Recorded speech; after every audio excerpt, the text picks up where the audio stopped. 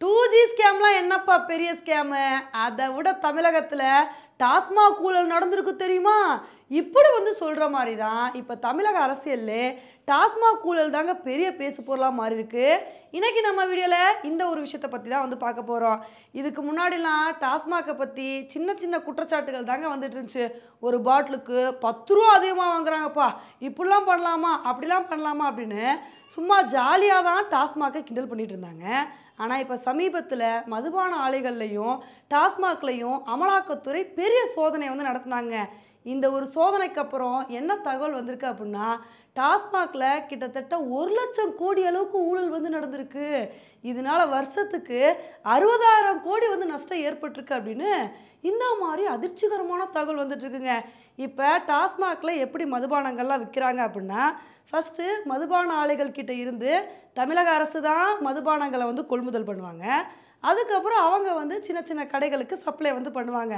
மதுப்பிரியர்கள் மதுபான கடைகளில் போய் டைரெக்டாக வந்து பாட்டில்ஸை வந்து வாங்கிக்குவாங்க.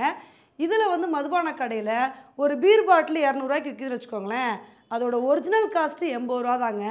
ஆனால் மீத 120 ரூபா வந்து தமிழக அரசுக்கு தான் வந்து வரிப்படமாக வந்து போகும். இதில் தான் என்ன ஊழல் நடக்குது அப்படின்னா, இப்போ டாஸ்மாக் கடைகளில் 100 பாட்டில் விற்கிறாங்கன்னு வச்சுக்கோங்களேன். இதில் 40 பாட்டில் தாங்க லீகலாக விற்கிறாங்களாம். மீதம் உள்ள 60 பாட்டில்ஸ் வந்து இல்லீகலாக தான் வந்து விற்கிறாங்களாம். அது எப்படி அப்படின்னு தானே வந்து யோசிக்கிறீங்க. இப்போ ப்ராசஸ் என்ன? மதுபான ஆலையிலேருந்து தமிழக அரசு கொள்முதல் பண்ணி அவங்க தான் சின்ன சின்ன கடைகளுக்கு வந்து சப்ளை பண்ணணும். இதில் தான் என்ன ஊழல் நடந்திருக்குதா சொல்கிறாங்க அப்படின்னா, மதுபான ஆலைகளில் இருந்து தமிழக அரசு கிட்ட வந்து சரக்கு வராமல் டைரெக்டாக மதுபான கடைகளுக்கு வந்து போயிடுச்சு. இப்போ இது மூலமாக என்ன ஆகும்?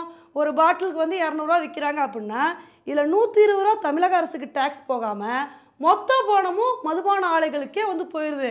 அந்த கணக்குப்படி பார்த்தோம் அப்படின்னா ஒரு வருஷத்துக்கு இதனால 60,000 கோடி வந்து நஷ்டம் ஏற்பட வாய்ப்பு இருக்குங்க. இப்போ இதை வந்து பார்த்துட்டு தான் எல்லாருமே தமிழக அரசு விமர்சனம் பண்ணிட்டு வந்துட்டு இருக்காங்க. என்னப்பா இது, ஆல்ரெடி டாஸ்மாகில் வருஷத்துக்கு 40,000 கோடி வரைக்கும் வந்து வருமானம் வருது. இப்படி இருக்கும்போது 60,000 கோடி வந்து நஷ்டம் ஏற்பட வாய்ப்பு இருக்கே, என்னதான் நீங்கள் வந்து பண்ணிகிட்ருக்கீங்க, இவ்வளோ பெரிய ஒரு ஊழல் நடந்திருக்கு அப்படின்னு பல பேர் வந்து விமர்சனம் பண்ணிட்டு வந்துட்டுருக்காங்க. இதில் ஒரு சில பேர் என்ன கேள்வி எழுப்புறாங்க அப்படின்னா, நீங்கள் இந்த மதுபானங்களை 3 கம்பெனிஸ் கிட்டே இருந்து மட்டும் ஸ்பெசிஃபிக்காக வாங்கும் போதே தெரியுது இதில் ஏதோ உள்கூத்து இருக்குன்னு.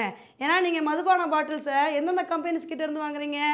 எஸ்என்ஜே, கால்ஸு, அக்காடுன்னு சொல்லி இந்த 3 நிறுவனங்கள் கிட்ட இருந்து தான் வந்து வாங்குறீங்க. இந்த 3 நிறுவனங்களோட ஓனர்ஸும் திமுக கூட கொஞ்சம் க்ளோஸாக தான் வந்திருக்காங்க. இதெல்லாம் பார்க்கும்போதே தெரியுது டாஸ்மாகில் பெரிய ஊழல் நடந்திருக்கு அப்படின்னு பல பேர் இந்த ஒரு விஷயத்துக்கு விமர்சனம் பண்ணிட்டு வந்துட்டு இருக்காங்க. ஆனால் இதில் முக்கியமான விஷயம் என்ன அப்படின்னா, தமிழகத்தில் எவ்வளோ பெரிய பிரச்சனை வந்து போய்கிட்டு இருக்கு. ஆனால் இதை பற்றி ஒரு விவாதம் கூட நடத்தாமல் இங்கே உள்ள ஊடகங்கள் இருக்கிற இடம் தெரியாமல் இருந்துக்கணும்ப்பா அப்படின்னு சொல்லிட்டு அமைதியாக இருந்துக்கிட்டு இருக்காங்க.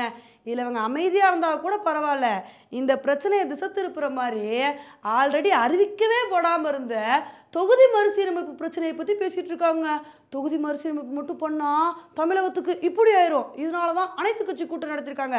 கூட்டத்தில் அதை பற்றி டிஸ்கஸ் பண்ணாங்க, இதை பற்றி டிஸ்கஸ் பண்ணாங்க அப்படின்னு ஆகாத பிரச்சனைகளை பற்றி பேசிகிட்டு இருக்காங்க. இப்போ இதுக்கு தான் பாஜகவோட ஆதரவாளர்கள் என்ன மாதிரி விமர்சனத்தை பண்ணிட்டு இருக்காங்கன்னா, இப்போ தான் புரியுது நீங்கள் ஏன் மும்மொழி கல்விக் கொள்கை பிரச்சனையை பற்றி கிரியேட் பண்ணீங்க, அதே மாதிரி இந்த தொகுதி மறுசீரமைப்பு பிரச்சனையை பற்றி பேசுகிறீங்கன்னு. ஏன்னா இந்த பிரச்சனைகள்லாம் நீங்கள் கிரியேட் பண்ணாமல் இருந்தீங்க அப்படின்னா டாஸ்மாக் ஊழல் மக்களுக்கு வந்து தெரிஞ்சிடும், உங்களோட வண்டவாளையெல்லாம் தண்டவாளை மேலே ஏறிடும். அதனால தான் இந்த பிரச்சனையை பற்றி யாரும் பேசிடக்கூடாதுன்னு நீங்களாக ஒரு புது பிரச்சனையை வந்து கிரியேட் பண்ணி இதை வந்து ஊடகங்களை பேச விட்டு வேடிக்கை பார்த்துட்டு இருக்கீங்க. இப்போ புரிஞ்சு போச்சுல உங்கள் கதை அப்படின்னு பாஜகவோட ஆதரவாளர்கள் இந்த மாதிரி கருத்துக்களை பதிவு பண்ணிட்டு வந்துட்டு இருக்காங்க. ஆனால் உண்மையிலே இந்த ஒரு விஷயத்தை சாதாரணமாக வந்து எடுத்துக்கக்கூடாதுங்க. இதை வந்து சீரியஸாக தான் வந்து பார்க்கணும். ஏன்னா ஒரு வருஷத்துக்கு டாஸ்மாக் மூலமாக 60,000 கோடி நஷ்ட ஈடு ஏற்படுது அப்படின்னா இப்போ இது எவ்வளோ பெரிய விஷயம். இந்த 60,000 கோடி மட்டும் வந்து இருந்துச்சுன்னு வச்சுக்கோங்களேன், 10 வருஷத்தில் தமிழகத்தோட கடனை ஈஸியாக அடைச்சிட்டு போயிட்டே இருக்கலாம். ஸோ அந்தளவுக்கு வந்து ஒரு மோசமான ஊழல் வந்து நடந்திருக்கு அப்படின்னு தான் இப்போ தகவல் வந்துட்டுருக்கு.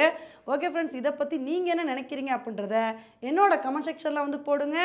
இதே மாதிரி இன்னொரு வீடியோவில் உங்களை வந்து மீட் பண்ணுறேன். Bye friends.